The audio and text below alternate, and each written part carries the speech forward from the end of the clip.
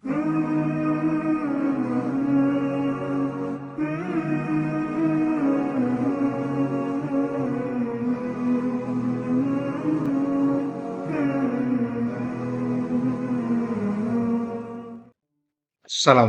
warahmatullahi wabarakatuh. Alhamdulillahirrabbilalamin. Masya Allah la quwata illa billah. Salawat dan salam senantiasa kita panjatkan kepada junjungan besar Muhammad SAW, keluarga, sahabat dan seluruh pengikutnya. Apa kabar hari ini? Masya Allah. Insya Allah kita semua dalam kondisi sehat. Kalau ada yang sakit, insya Allah mudah-mudahan segera sehat dan disembuhkan oleh Allah SWT. Jika ada yang masih punya masalah, mudah-mudahan masalahnya segera terselesaikan. Karena sebenarnya tidak ada masalah kalau kita dekat kepada Allah SWT. Karena bersama Allah pasti bisa, bersama Allah pasti ada solusinya. Alhamdulillahirrabbilalamin, kita masuk di bulan suci Ramadan. Bulan suci Ramadan sebenarnya adalah untuk kita merevolusi akhlak. Kenapa dikatakan merevolusi akhlak?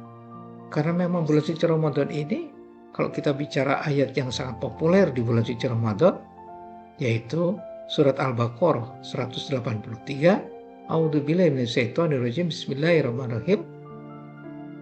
Ya ayyuhalladzina amanu kutiba alaikumusiyam kama kutiba alal ladzina min qablikum la'allakum tattaqun. Perhatikan di sana bahwa ini yang dipanggil orang beriman saja. Berarti kita semua yang dipanggil ini orang-orang beriman. Untuk apa? Agar kita diwajibkan atas kamu berpuasa, sebagaimana diwajibkan atas orang-orang sebelum kamu. Berarti ini orang yang beriman ini wajib berpuasa. Sejak Nabi Adam sampai Nabi Muhammad SAW itu semuanya ada puasa. Nah, khusus di bulan suci Ramadan, umatnya Nabi Muhammad SAW dari 12 bulan yang ada itu wajib di bulan suci Ramadan. Total 30 hari. 30 hari ini sudah banyak yang riset tentang kenapa harus 30 kok bukan 10 atau 3 hari atau berapa hari. Ternyata luar biasa. Ada namanya detoksinasi tubuh, ada namanya pemulihan, ada permainan dan seterusnya. Yang bisa bicara itu ahlinya. Nah, saya ingin menyoroti la'allakum tattaqun. Agar kita bertakwa, agar kamu bertakwa. Kalau kita sorot di rukun Islam, mulai bersyahadat, nomor 1, sholat, puasa, zakat mal, haji. Ini cuma ada ayat tentang agar kita bertakwa, agar kita bertakwa itu cuma di puasa. Tentu kita bertanya, ada apa ini? Kok di bulan suci ada yang namanya bulan suci Ramadan kok ada yang bertakwa?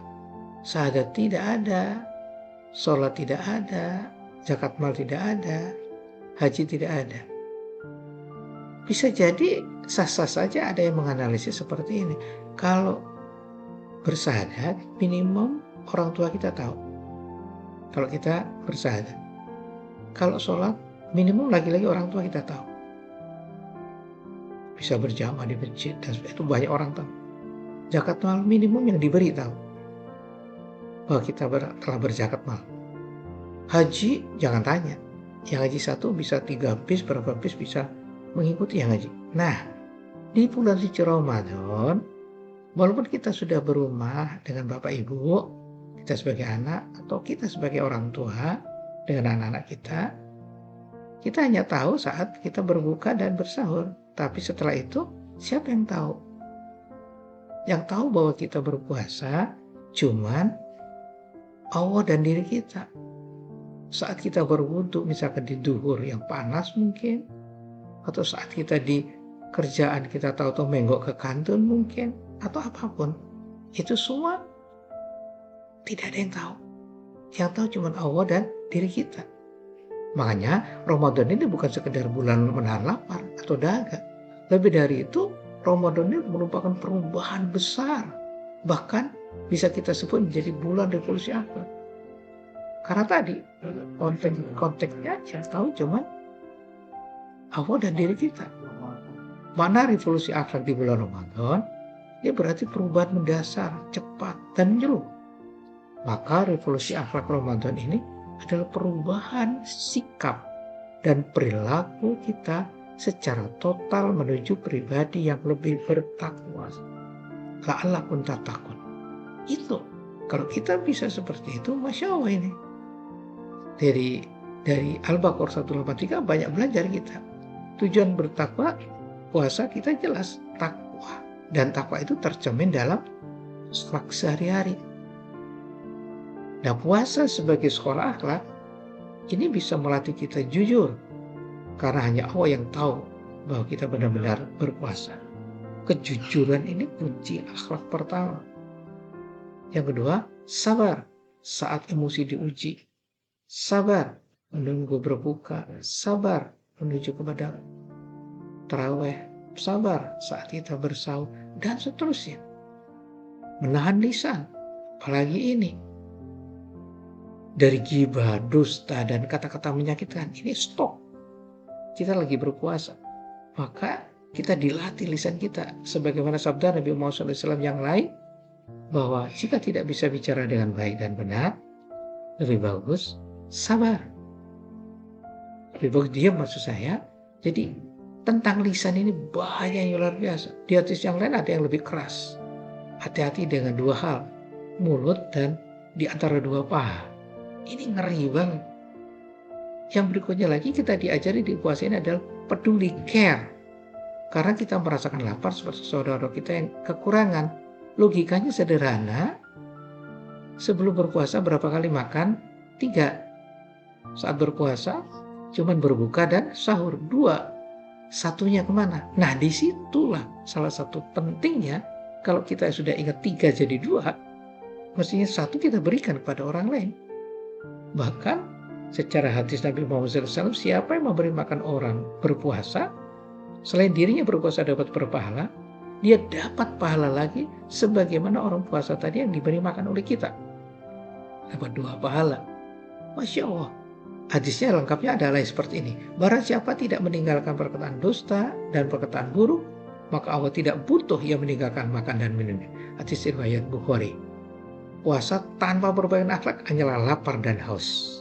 Maka dari itu, ayo kita niatkan selain mencari ridho Allah puasa ini dengan niat biasanya setelah tarawih, nawaitu summa ghadin dan seterusnya.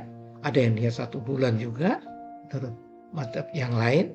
Maka ini yang paling penting adalah bagaimana perilaku ini kita ditarbiyah, dilatih, ditraining 30 hari untuk selalu positif tutur kata, positif melihat mendengar, positif memikirkan, lebih-lebih amal.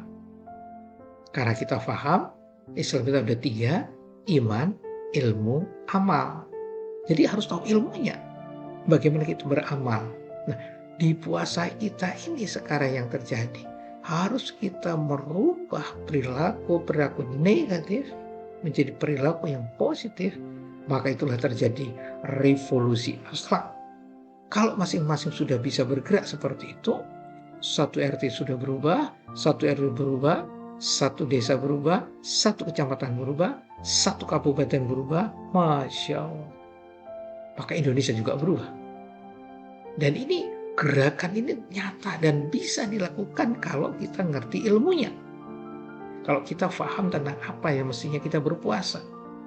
Contoh-contoh revolusi akhlak itu adalah dari emosi menjadi bijak, dari egois menjadi peduli, dari lalai menjadi taat, dari lisan tajam menjadi kata yang menenangkan, dari ibadah musimat menjadi konsisten. Karena konsisten itu utun, istiqomah, tak menjadi luar biasa. Jika Ramadan berlalu tetapi akhlak kita tidak berubah, maka revolusi ini gagal. Apakah kita ingin gagal? Berarti kita kembali pada Al-Baqarah 183, la'allakum tattaqun. Gak kena. Maka supaya kena, maka kita harus melakukan step by step. Mestinya kita lakukan saat mulai Rejab, Sya'ban. Itu untuk latihan. Begitu Ramadan totalitas, kafah, praktek, nyata. Menjaga revolusi akhlak pasca Ramadan itu tentu tidak menjadi mudah. Tapi kalau sudah repeat exercise, ulang latihnya, terus dilakukan selama 30 hari, saya yakin akan menjadi habit. Habitnya adalah bahwa kita benar-benar menjadi habit yang luar biasa, akhlaknya menjadi baik, tutur katanya itu enak, emosinya menjadi bijak, egoisnya peduli, saat lalai menjadi sebuah ketaatan, lisan tajam menjadi menenangkan. Betapa indahnya itu semua. Insya Allah kalau kita mau, bisa merubah itu. Karena yang bisa merubah by yourself, diri sendiri. Kalau kita bisa, maka selesailah sudah. Kita harus yakin bersama Allah pasti bisa, bersama Allah pasti ada solusinya. Insya Allah bermanfaat dan sebarkan kalau bermanfaat. Jangan lupa like, jangan lupa share kepada siapapun. Mudah-mudahan Super Channel ini menjadi manfaat tertentu tersendiri agar semuanya menjadi lebih baik. Sekali lagi mohon maaf. Assalamualaikum warahmatullahi wabarakatuh.